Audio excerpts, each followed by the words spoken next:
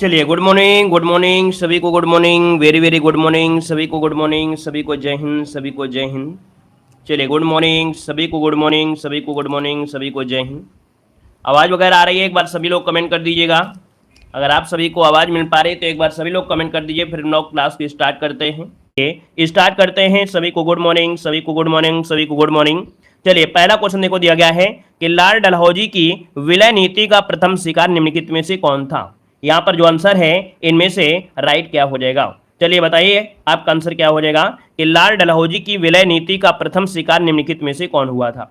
यहाँ पर देखा जाए तो वन का ऑप्शन देखा जाए 1 नंबर में, तो 1 का ऑप्शन बी नंबर आपका सतारा है ना। कौन है? सतारा, जिसका ऑप्शन आ रहा है बी नंबर है, राइट हो जाएगा। सतारा सबसे पहले इसमें से विलय किया गया था। कब किया गया था? तो आपके 1848 में इसे विलय किया गया था, है ना। बाद में संभाल, फिर उदयपुर, झांसी, नागपुर, ये क्रम आपका चलता रहा धीरे धीरे। यहाँ पर आगे बढ़ते हैं। क्वेश्चन आपसे दिया गया है, कह रहा है रास बिहारी बोस द्वारा संगठित भारतीय स्वतंत्रता लीग के संगठन का एक अग्रदूत था। यहाँ पर जवाब देना है। आपका जो आंसर है 2 नंबर में ऑप्शन क्या हो जाएगा?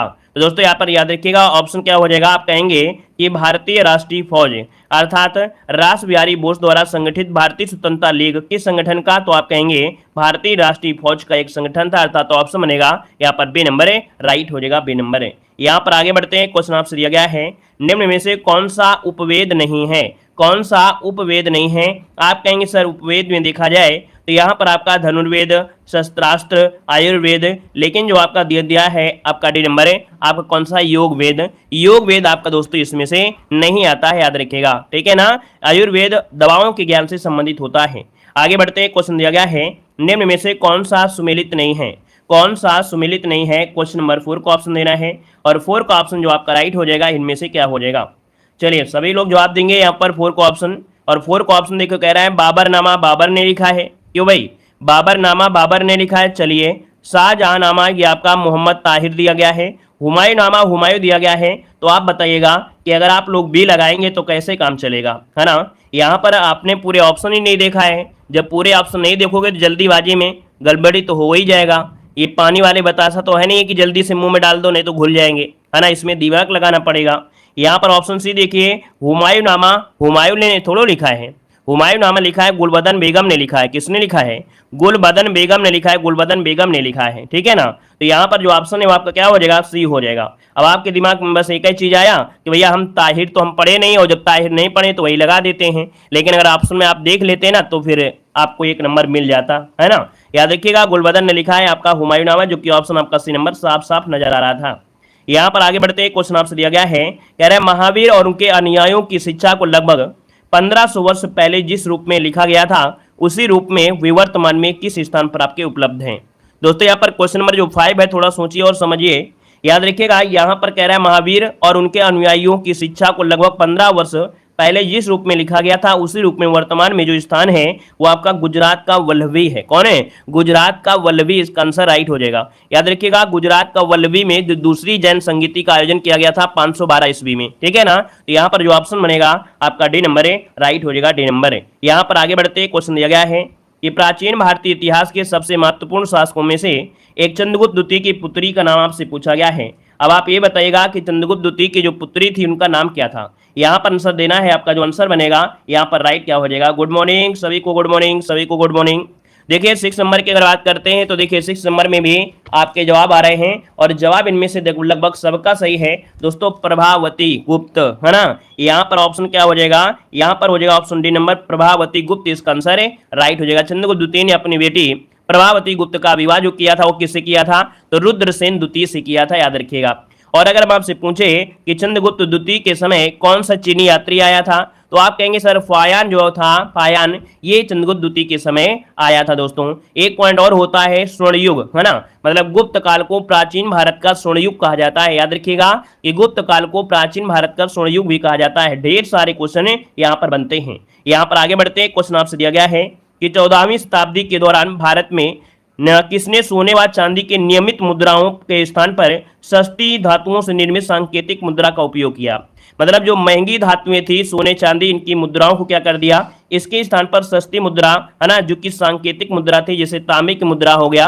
और ये था कौन, तो आपका मोहम्मद बिन तुगलक था। देखिए ऑप्शन बनेगा यहाँ पर बी नंबर है, मोहम्मद बिन तुगलक इसका आंसर राइट हो जाएगा। दोस्तों याद रखिए, इसने तांबे और देखा जाए पीतल और तांबे जैसे यहाँ पर सिक्के यहाँ पर चलवाया था। दोस्तों याद रखिएगा, है ना। और दोस्तों ये सिक्के निर्माता भी बोला जाता है, सिक्का निर्माता, कि उन्हें कई प्रकार के नोटों को बदलाव किया था, सिक्कों को बदलाव भी किया था। यहाँ पर आगे बढ़ते हैं, क्वेश्चन दिया गया है कि बंगाल में स्वदेशी आंदोलन के दौरान बनाए गए तिरंगे झंडे में से कौन से रंग आते थे। ये बताइए, जो आपका स्वदेशी आंदोलन था उसके दौरान बनाया गया जो तिरंगा झंडा था, इनमें से कौन सा रंग था। अब आप बताएंगे कि सर जी लाल तो था ही, हरा भी था और पीला भी था। दोस्तों याद रखिएगा, यहाँ पर जो आप देना है सी नंबर है, लाल, हरा और पीला, ये आंसर इसका राइट हो जाएगा। दोस्तों याद रखिएगा, अगर हम आपसे क्वेश्चन ये पूछे कि भारत का जो राष्ट्रीय ध्वज है ये अविकल्पित किया था, डिजाइन किया था, तो पिंगली ने किया था। किसने, पिंगली वेंकैया ने यहाँ पर किया था। दोस्तों याद रखिएगा, अगर भारतीय संविधान ने एक्सेप्ट की पूछे कि भारतीय संविधान ने कब अपनाया था, तो आप कहेंगे सर 22 जुलाई, है ना, 22 जुलाई 1947 को इसे भारतीय संविधान ने अपनाया था। सब क्वेश्चन आपको एक साथ मिल गए हैं। ठीक है, राधे राधे भाई, राधे राधे। आगे बढ़ते हैं, क्वेश्चन दिया गया है कि ईस्ट इंडिया कंपनी की गतिविधियों को विनियमित करने के लिए ब्रिटिश संसद द्वारा रेगुलेटिंग एक्ट कब पारित किया गया था। जवाब देना है कि ईस्ट इंडिया कंपनी की गतिविधियों को विनियमित करने के लिए ब्रिटिश संसद द्वारा रेगुलेटिंग एक्ट जो पारित किया गया, ये कब पारित किया गया था।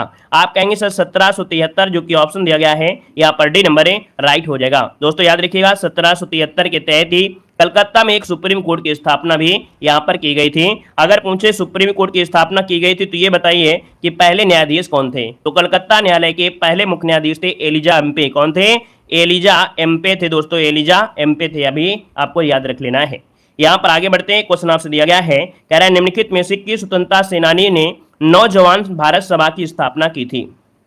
चलिए बताइएगा, नौजवान भारत सभा की स्थापना जो की थी क्वेश्चन नंबर 10 में, वो ऑप्शन क्या हो जाएगा। नौजवान कौन थे, तो आप कहेंगे भगत सिंह। नौजवान कौन थे, तो आप कहेंगे भगत सिंह थे। तो ऑप्शन बनेगा ए नंबर ए, राइट हो जाएगा। दोस्तों याद रखिएगा, ठीक है ना।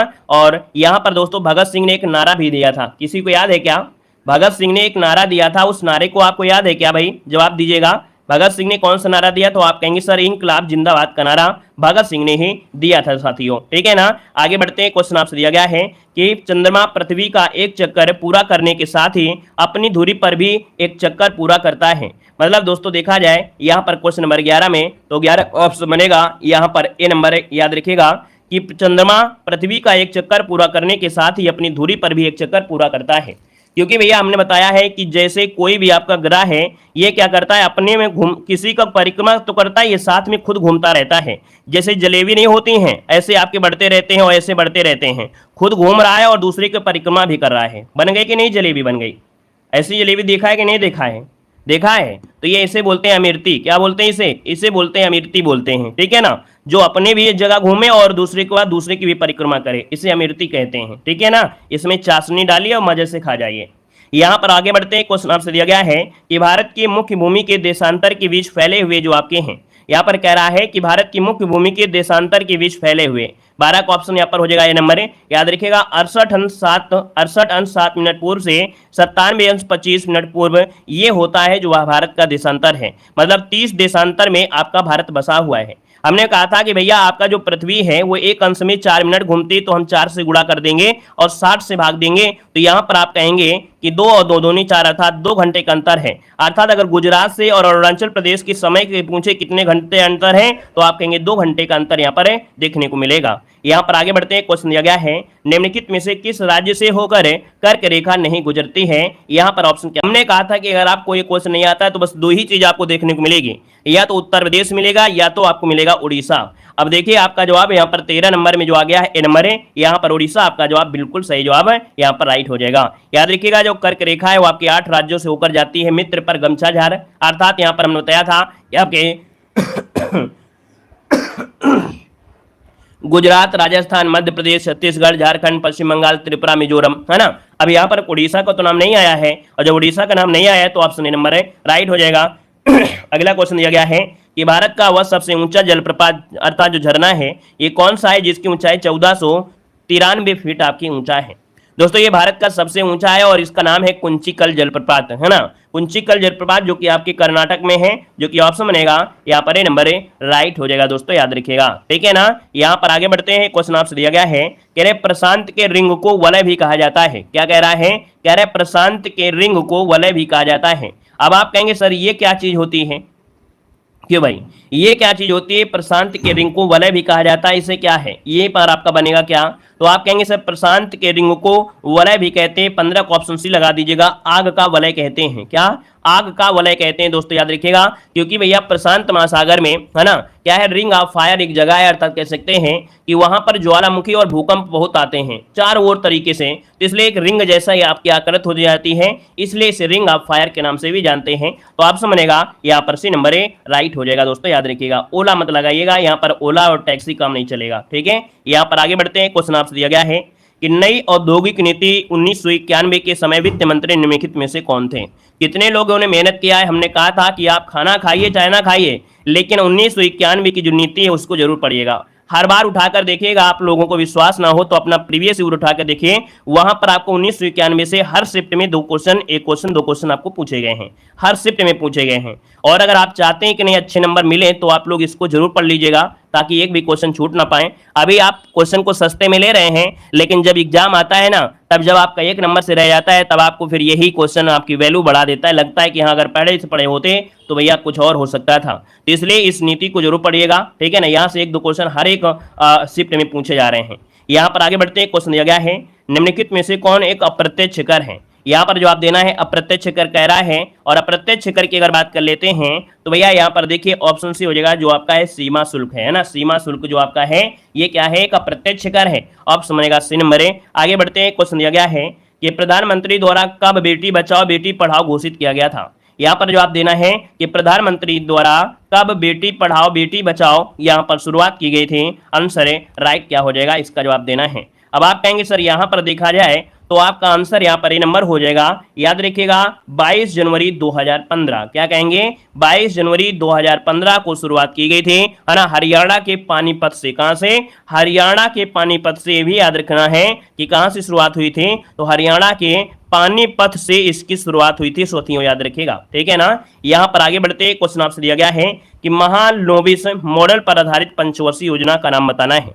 अब भैया हमने बताया था महालनोबिस, है ना, और भैया यहाँ पर महालनोबिस है तो आप कहेंगे कि बल जो आपका लगेगा पीसने में लगेगा, अर्थात ये आपका दूसरी पंचवर्षीय योजना है जो कि पीसी महालनोबिस मॉडल पर आपके आधारित है। ऑप्शन यहाँ पर है आपका बी नंबर राइट हो जाएगा दोस्तों, याद रखिएगा, है ना। कौन है, दूसरी, हमने बताया था पीसी महालनोबिस, है ना, पीसी कैसे, दोनों हाथ से पीसी, और दोनों से मतलब हो गया दूसरी पंचवर्षीय योजना। यहाँ पर आगे बढ़ते हैं, क्वेश्चन आपसे दिया गया है, कह रहा है बैंकिंग सुधार समिति को निम्न में से किस नाम से जाना जाता है।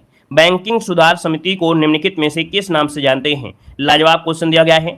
यहाँ पर ऑप्शन जो आपका है वो है आपका डी नंबर है नरसिम्हन समिति। क्या हो जाएगा, नरसिम्हन समिति को बैंकिंग सुधार के नाम से भी जाना जाता है। याद रखिएगा कि अगस्त 1991 में आरबीआई के जो पूर्व गवर्नर थे एम नरसिम्हन, इनके तहत समिति की स्थापना की गई थी। अगला क्वेश्चन आपसे पूछा गया है कि निम्नलिखित में से कौन पंचायतों की वित्तीय स्थिति का पुनर्वलोकन करने के लिए वित्त आयोग का गठन करता है। अब ये बताइएगा वित्त आयोग का गठन कौन करता है। सब लोग जवाब देंगे कि वित्त आयोग का जो गठन करता है वो कौन करता है। आप कहेंगे सर वित्त आयोग पूछा गया है ना, तो यहाँ पर आपका आंसर क्या होगा, संबंधित राज्य का मुख्यमंत्री, संबंधित राज्य का वित्त मंत्री, संबंधित राज्य का राज्यपाल, संबंधित राज्य का पंचायती राज मंत्री। तो दोस्तों यहाँ पर देखिए क्वेश्चन आपका लाजवाब है, बस सोचने और समझने वाला क्वेश्चन है, अगर समझ लिए तो काम बन जाएगा। यहाँ पर दोस्तों आपका जवाब आ रहा है 21 नंबर में सी, लेकिन इसका जो आंसर आपका आया है यहाँ पर बिल्कुल सही आया है, सी नंबर है संबंधित राज्य का राज्यपाल, क्योंकि यहाँ पर पंचायत की बात कर दिया है, कहाँ की पंचायत की बात कर दिया है। अगर यही केंद्र में होता तो हम कहते हैं केंद्र में भैया राष्ट्रपति होते हैं, है ना, तो इसका आंसर आपका सी नंबर है राइट हो जाएगा। यहाँ पर आगे बढ़ते क्वेश्चन दिया गया है कि भारतीय नागरिकों के मौलिक अधिकारों का वर्णन जो मिलता है ना, याद रखिएगा भारतीय संविधान के जो मौलिक अधिकार हैं, मौलिक अधिकारों का जो वर्णन होता है वो किसमें किया गया है। मौलिक अधिकार जो कि दोस्तों देखिए आपके अनुच्छेद आपके 12 से लेके 35 तक आपके जो हैं किसमें? भाग 3 में। किसमें है? तो आपके भाग 3 में है, और भाग 3 में दोस्तों मूल अधिकारों को लिया गया है। और दोस्तों याद रखिएगा, भारतीय संविधान का मैग्ना कार्टा किसे कहते हैं? तो भारतीय संविधान का मैग्ना कार्टा भाग 3 को कहा जाता है। अगर पूछे कि जो मौलिक अधिकार लिए गए हैं कहां से लिए गए हैं, तो आप कहेंगे अमेरिका के संविधान से लिए गए हैं। यहां पर आगे बढ़ते क्वेश्चन दिया गया है, निम्नलिखित उच्च न्यायालयों में से कौन एक से अधिक राज्य केंद्र शासित प्रदेश के लिए आपका है? दोस्तों यहां पर देख सकते हैं जो आपका मुंबई उच्च न्यायालय है ना, मुंबई हाई कोर्ट है। तो दोस्तों मुंबई हाई कोर्ट जो आपका है, इसमें देखा जाए तो इसके अंतर्गत आपका यहाँ पर गोवा का जो आता है इसी में आ जाता है। ठीक है, गोवा का भी है इसमें आता है, दादरा नगर हवेली का भी आता है। ठीक है, दादरा नगर हवेली के भी आता है, दमन और दीव का भी आता है। तो एक से अधिक आपके बनते हैं किसमें? तो आपके मुंबई में बनते हैं, याद रखिएगा। ठीक है ना।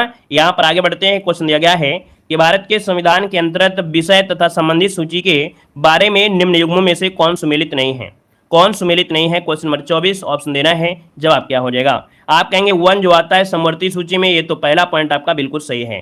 शेयर बाजार समवर्ती सूची दे दिया है और आपको लग रहा है कि यही गलती है ना। याद रखिए गलती मिल गई है, ऑप्शन बी नंबर है, ये समवर्ती सूची में शेयर बाजार नहीं आएगा, ये संघ सूची में आता है। किस में आता है? संघ सूची में आता है, याद रखिएगा। देखिए जैसे आपका संघ सूची होता है ना, संघ सूची में जैसे कि देखा जाए शेयर बाजार, डाकघर बचत है ना, नागरिकता हो गया, परमाणु ऊर्जा, रेलवे, बैंक, जनगणना, ये संघ की होती है। यहाँ पर दोस्तों राज्य में पूछा जाए तो राज्य में क्या होता है? जैसे लोक व्यवस्था, पुलिस है ना, जन स्वास्थ्य हो गया, कारागार हो गया, भूमि हो गया, स्वशासन हो गया, सिंचाई हो गया है ना, आयकर हो गया, ये राज्य कर में होता है। और समवर्ती सूची में होता है वन, शिक्षा, विद्युत है ना, विवाह, जनसंख्या नियंत्रण, परिवार नियोजन, ये जो होते हैं समवर्ती सूची में होते हैं। यहाँ पर आगे बढ़ते हैं, क्वेश्चन दिया गया है, निम्नलिखित संविधान संशोधन अधिनियमों में से एक में यह प्रावधान है कि केंद्र और किसी राज्य में मंत्रिपरिषद का आकार क्रमशः लोकसभा सदस्यों की कुल संख्या उस राज्य के विधानसभा के सदस्यों की कुल संख्या के 15% से अधिक नहीं होना चाहिए। भाई एक संशोधन हुआ था और ये संशोधन आपका हुआ था 91 नंबर का। ठीक है, 91 नंबर का संशोधन हुआ था जिसमें कहा गया था कि 15% से अधिक नहीं होना चाहिए मंत्रिपरिषद का आकार। तो इसको ऑप्शन बनेगा यहाँ पर ए नंबर है। और आगे बढ़ते हैं, क्वेश्चन आपसे दिया गया है कि सरौता कौन सी श्रेणी का उत्तोलक है? सरौता तो आप लोग जानते होंगे, क्यों भाई? सरौता जानते हैं ना, सरौता जो आपका होता है किस में आता है? तो देखिए आपका आंसर में से क्या हो जाएगा, 26 को ऑप्शन लॉक किया जाए तो ये आता है द्वितीय श्रेणी का उत्तोलक होता है। सरौता जो होता है द्वितीय श्रेणी में आता है ना। और उत्तोलक अर्थात एक ऐसी सीधी अवस्था, टेढ़ी मेढ़ी क्षण होती है ना। यहाँ पर आगे बढ़ते हैं, क्वेश्चन आपसे अगला पूछा गया है कि दूरदृष्टि दोष से पीड़ित व्यक्ति के नेत्र में किसी वस्तु का प्रतिबिंब जो बनता है कहाँ बनता है? कोई व्यक्ति अगर दूरदृष्टि दोष से पीड़ित है तो उसके नेत्र में किसी वस्तु का जो प्रतिबिंब बनेगा वो कहाँ बनेगा? तो रेटिना के पीछे बनेगा। कहाँ बनेगा? रेटिना के पीछे बनेगा। दोस्तों याद रखिए रेटिना के पीछे बनेगा। ठीक है ना। यहाँ पर दोस्तों आगे बढ़ते हैं, क्वेश्चन आपसे अगला पूछा गया है कि कृत्रिम सिल्क के रूप में कौन सा सिंथेटिक फाइबर जाना जाता है? बताइएगा कृत्रिम सिल्क के रूप में कौन सा सिंथेटिक फाइबर जाना जाता है? कृत्रिम दिया है कृत्रिम सिल्क, और ये जो कृत्रिम है वो आपका कौन है? रेयान है ना। कौन है? ए नंबर दोस्तों, रेयान जो आपका है ये कैसा है? एक कृत्रिम फाइबर आपका है, जो कि ऑप्शन बनेगा ए नंबर है, राइट हो जाएगा, याद रखिएगा। ठीक है ना। यहाँ पर आगे बढ़ते हैं, क्वेश्चन दिया गया है कि कृत्रिम वर्षा के लिए प्रयुक्त किया जाता है, कृत्रिम वर्षा के लिए प्रयुक्त इनमें से क्या किया जाता है? यहाँ पर जवाब देना है, आपका आंसर क्या हो जाएगा? चलिए यहाँ पर जवाब देना है और देखिए यहाँ पर आपका आंसर भी आ रहा है। आपका जवाब जो आपका बनेगा इनमें से सिल्वर आयोडाइड क्या होता है? सिल्वर आयोडाइड, जिसका भी ऑप्शन आ रहा है बिल्कुल राइट हो जाएगा। और इसका जो सूत्र होता है वो होता है AgL है ना, AgL होता है। इसका उपयोग कृत्रिम वर्षा कराने के लिए किया जाता है। यहाँ पर आगे बढ़ते हैं, क्वेश्चन आपसे अगला पूछा गया है। अच्छा एक ये दिया गया सिल्वर नाइट्रेट, ये क्या होता है भाई? सिल्वर नाइट्रेट क्या होता है? तो भैया कीटाणुनाशी के लिए आपका प्रयोग करते हैं। अगला क्वेश्चन दिया गया है कि पौधे की किस भाग से हल्दी प्राप्त होती है? इस क्वेश्चन का जवाब दे दिया तो समझो आप किसान है पूरी तरीके से, और अगर आपने जवाब नहीं दिया तो समझो कि आपको अभी तक जो हमने पढ़ाया, इतने दिनों तक पढ़ाया है ना, यहाँ पर जड़ क्या है, तना क्या है, तो भैया आप लोग इसका जवाब जल्दी से दीजिए कि हल्दी जो होती है फल होता है, तना होता है, बीज होता है या जड़ होता है, आप इसको किस वर्ग में रखने वाले हैं? पर जो आपका आंसर है पौधे के किस भाग से हल्दी, तो आप कहेंगे हल्दी होती है तने से। ऑप्शन आपका सी नंबर है, राइट हो जाएगा, सी नंबर बन जाएगा। ठीक है ना, क्लियर है। यहाँ पर आगे बढ़िए, क्वेश्चन आपसे अगला पूछा गया है, आपसे कह रहा है कि किसी संस्था के 25 वर्ष पूरा होने पर होने वाले उत्सव के लिए क्या कहा जाता है। चलिए यहां पर बढ़ाइएगा, इसका आंसर क्या होगा, तो 25 वर्ष पूरा होने पर होने वाले उत्सव को क्या कहते हैं। तो जब 25 वर्ष हो जाता है तो आप कहेंगे सर ये होती है रजत जयंती। रजत जो कि ऑप्शन है यहाँ पर बी नंबर राइट हो जाएगा। अगर हम आपसे पूछे कि सर जी यहाँ पर देखिए 25 वर्ष हुआ है, अगर हम आपसे कह दें 50 वर्ष हो जाए तो क्या हो जाएगा। अगर 50 वर्ष पूरे हो जाते हैं तो आपका नाम बनाते हैं स्वर्ण जयंती। क्या मनाते हैं, स्वर्ण जयंती मनाते हैं। और दोस्तों अगर यहाँ पर 100 वर्ष पूरे हो जाएं, 100 वर्ष पूरे हो जाएं तो आप शताब्दी बनाएंगे, और 75 वर्ष हो जाए तो आप कहेंगे हीरक मनाएंगे। ठीक है, यहाँ पर आगे बढ़ते हैं, क्वेश्चन दिया गया है, कह रहे संख्यागमन का सही संविच्छेद इनमें से क्या है। संख्यागमन का सही संविच्छेद इनमें से क्या है 37 नंबर में। तो संख्यागमन मतलब सखी धनागमन। यहाँ पर दोस्तों याद रखिएगा कि या जो में आधा अक्षर दिया है, इसका मतलब ये यण संधि है, और यण संधि है तो आपका आंसर पहला हो जाएगा सखी धनागमन, आपका आंसर है राइट हो जाएगा यण संधि। यहाँ पर आगे बढ़ते हैं, क्वेश्चन दिया गया है नैसर्गिक का पर्यायवाची इनमें से कौन सा है। नैसर्गिक का पर्यायवाची इनमें से कौन हो जाएगा। यहाँ पर 38 का ऑप्शन देना है, और 38 का ऑप्शन सी हो जाएगा। यहाँ पर प्राकृतिक हो जाएगा, नैसर्गिक का क्या हो जाएगा, यहाँ पर प्राकृतिक, क्योंकि पूछा गया है आपसे पर्यायवाची। क्या पूछा गया है, यहाँ पर पर्यायवाची पूछा गया, याद रखिएगा, है ना। यहाँ पर आगे बढ़ते हैं, क्वेश्चन आपसे दिया गया है, कह रहे हैं मालूम होता है तुम्हारे यहाँ रहने का संयोग समाप्त हो गया है। रेखांकित वाक्यांश के लिए सही जवाब इनमें से देना है, आपका आंसर है इनमें से क्या हो जाएगा। ठीक है ना।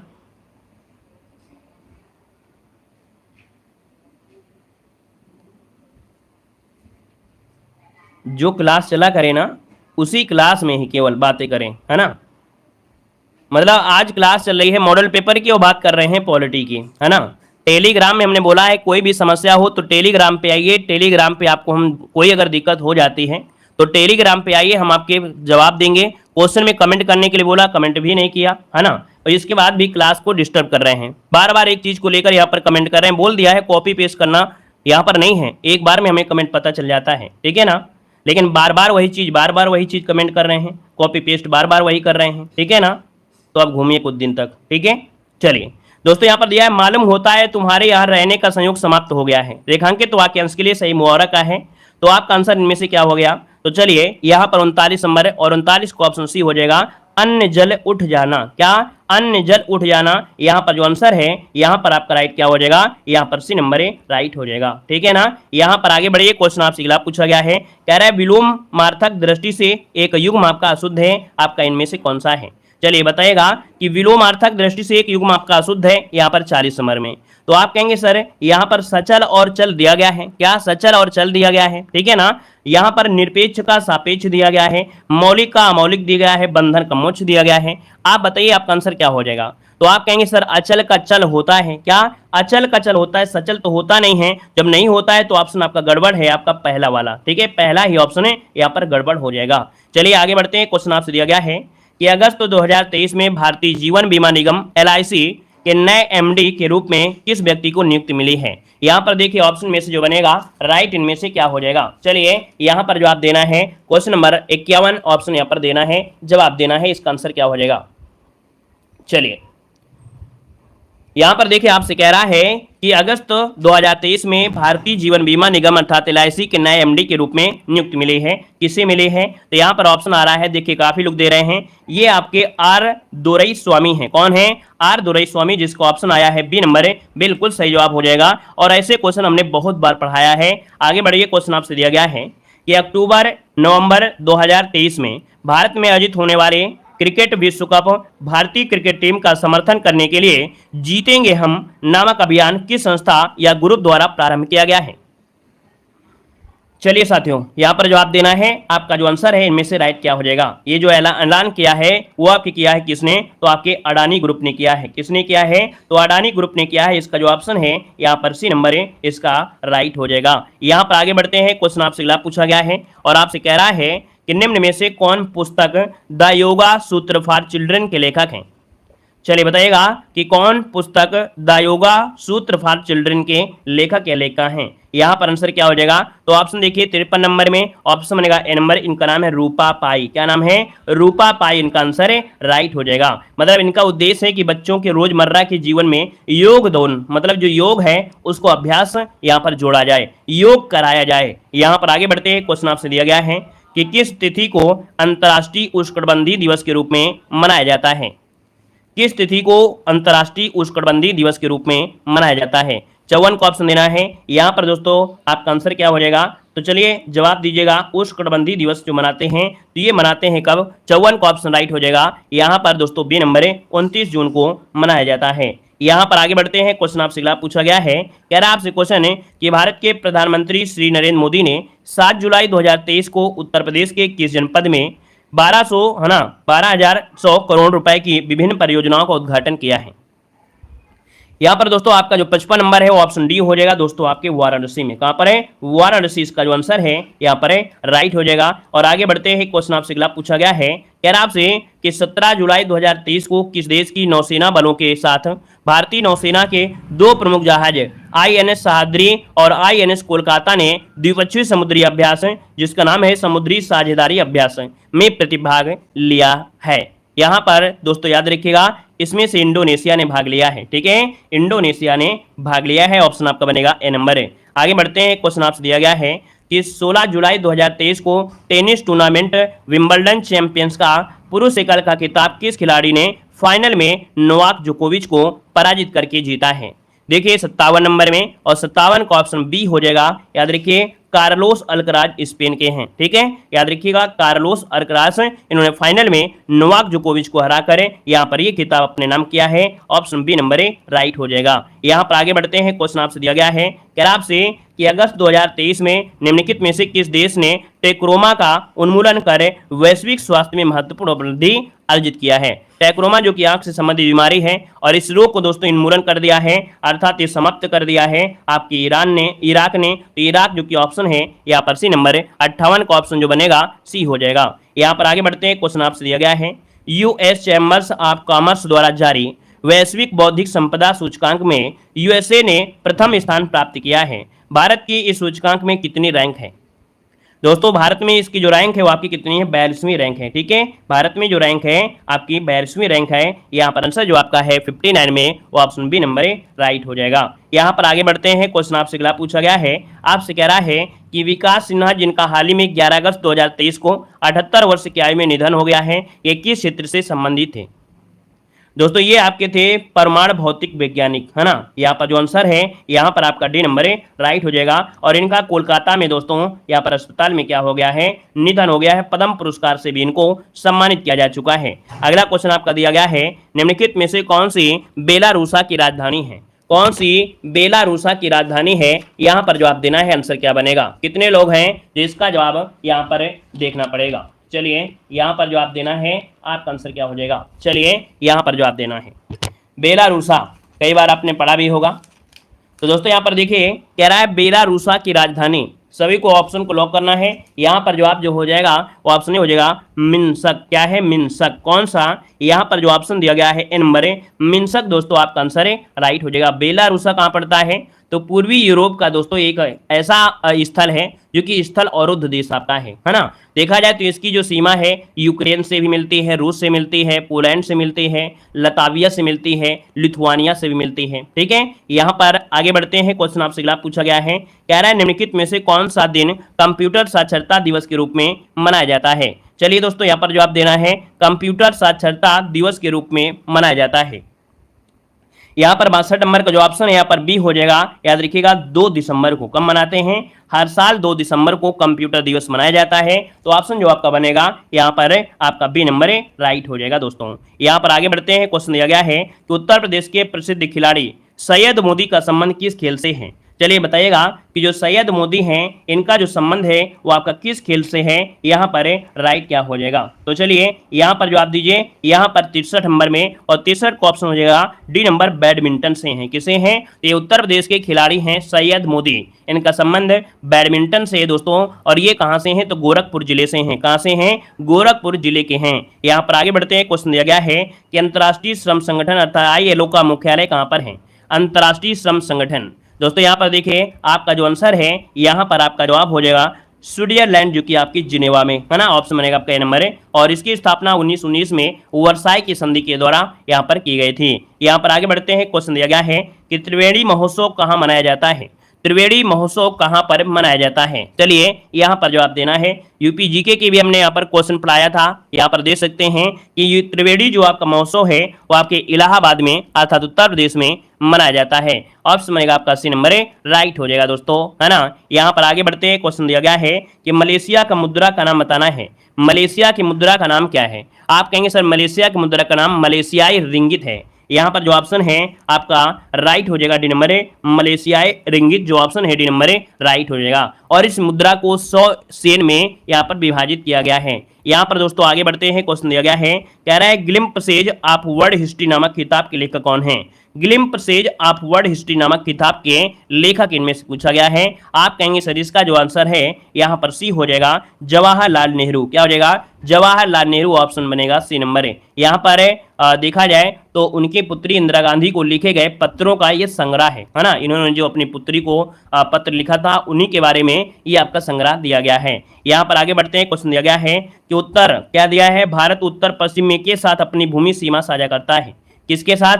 उत्तर पश्चिम। अब ये बताइए उत्तर कहाँ पर है? तो आप कहेंगे उत्तर ये है, पश्चिम ये है। इसका मतलब इसकी बात कर रहा है। इस एरिया में जो आपके हैं कौन आपके हो सकते हैं? तो आप कहेंगे सर अफगानिस्तान ऑप्शन में है कोई। यहाँ पर देखिए ऑप्शन मिल गया है डी नंबर अफगानिस्तान, पाकिस्तान आप कह सकते थे। तो यहाँ पर आंसर आपका बनेगा डी नंबर अफगानिस्तान के साथ 106 किलोमीटर की सीमा साझा करता है, याद रखिएगा।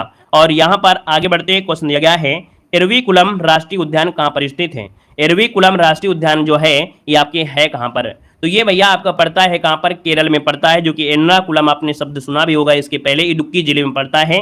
तो ऑप्शन आपका सी नंबर राइट हो जाएगा। और इस राष्ट्रीय उद्यान को 1975 में नीलगिरी लहर अर्थात एक लुप्त प्राय पहाड़ी बकरी के रूप में जाना गया था, घोषित किया गया था। यहाँ पर आगे बढ़ते हैं। क्वेश्चन दिया गया है कि मलेशिया का राष्ट्रीय खेल क्या है? मलेशिया का राष्ट्रीय खेल इनमें से क्या है? मलेशिया का राष्ट्रीय खेल बताना है। यहाँ पर 70 का ऑप्शन क्या हो जाएगा? तो आप कहेंगे मलेशिया का राष्ट्रीय खेल क्या है? यहाँ पर जवाब देना है।